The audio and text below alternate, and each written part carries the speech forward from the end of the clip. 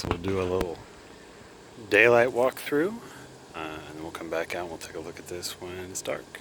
So, didn't used to actually like any of the inflatables once upon a time, but I'm actually kind of digging on it now. So we have a huge collection of them, and now it's getting even worse. So anyway, we just decided to do a witch theme this year, which is surprising. We had never actually done that before. The gate itself will, of course, be propped open when the time comes. So we did, it's 18 feet of tunnel with fabric and fairy lights.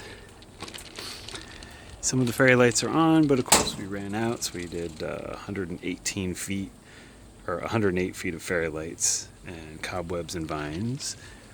And so most of it is powered, but we actually have some battery ones in here as well. So we'll turn those on once it gets dark.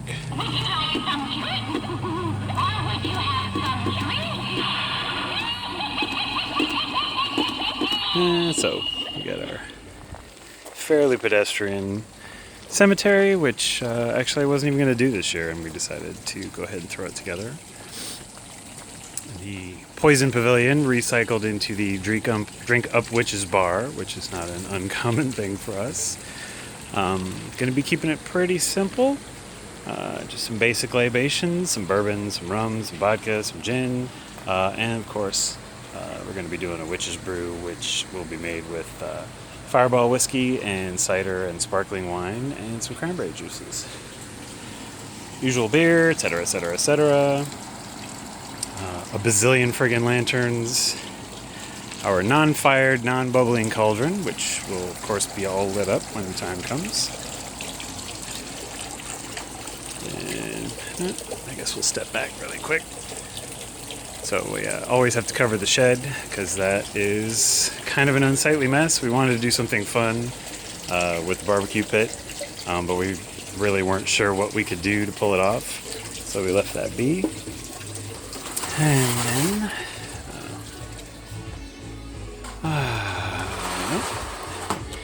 so we actually are trying to keep most of the festivities outside this year, so I suppose we can consider what is actually legitimately Halloween and what is just us having fun.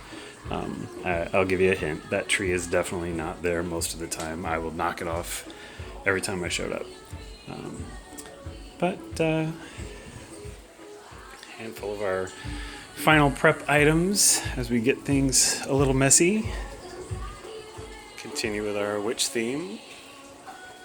So we're going to have sandwiches from Flancers, and we did a cauldron luck, as were potluck, so that everybody could bring some stuff. And of course we got the sisters from Hocus Pocus, because we got to put a little taste of Funko out. And again, the question would be, which of the items on this shelf are here for Halloween, and which of the items are just there? And then we have our confections table, where we'll have a wide variety of tasty little treats. And of course, a non-functional fortune-telling setup, because we're not going to actually read tarot with all these drunks here in the house. And that's almost it. Well, I mean, I guess, we have our... we always do something of a theme for our bathroom. So since we had converted the bathroom to an all octopus themed bathroom not long ago, we decided that we would go ahead and make this the lair of the sea witch. And so the dining room and bathroom are all being done up with green lights. So we'll have some red lights, but mostly we're doing green.